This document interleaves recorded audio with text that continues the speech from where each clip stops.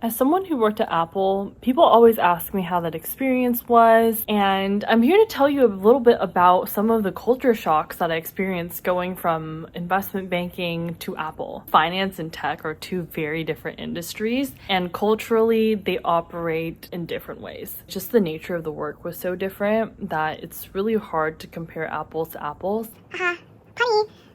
I was very used to very hierarchical structure where like everything needs to get checked by your associate and then by your VP to your director, managing director, etc. Now then going to a tech company, and this was even one of the things that they told me during the interview, was that it's a flat structure. You can access and, talk to people who are more senior to you pretty regularly. I feel like in tech, even if the corporations are very large, in certain ways, there are some groups that operate more like a startup, or at least have that sort of culture of being more innovative and creative. Now, that is not something that occurs at all in IB, where like this is the way that it's been done, this is how you do your analysis, this is just the way of how things go. Like the methodologies are pretty set in stone. Versus at Apple, I was heavily encouraged to be creative, be innovative, find new ways of doing things, especially if they were, against the status quo, which of course is very much integrated and has been embedded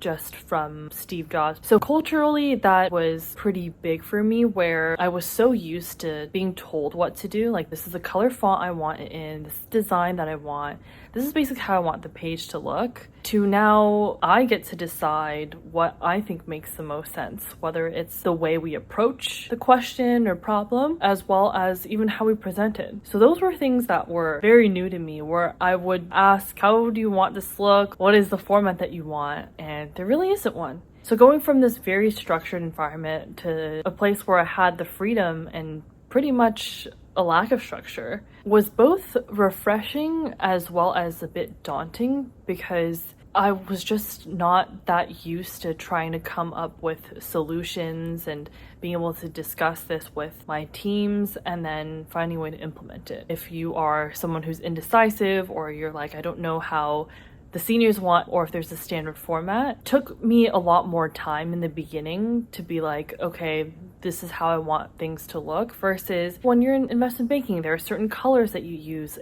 Those things are a no-brainer versus now having to figure out what that structure would look like. For one, it was really nice to be able to implement my own ideas and thoughts into the things that we did, but at the same time, having no guidance on that, or someone telling me that I could do whatever I wanted with that, it was something that I wasn't used to and that I had to spend some time thinking about initially. From an internal day-to-day standpoint, having to use a Mac and using the entire Apple suite of software, any sort of products, which of course makes sense, was another thing that I learned as well. I was very used to, of course, using Excel shortcuts, PowerPoint shortcuts, don't even touch your mouse. And those were all Microsoft products, obviously. And now going from Excel to having to use Apple Sheets, Apple Keynote, none of my shortcuts were viable anymore. That was certainly a challenge, because I felt like, not that I had to unlearn things, but I just felt like my hands were tied in the beginning. I was so used to being able to just click a few buttons and then having something appear. Now I was just using my mouse left and right, and I felt like a complete noob.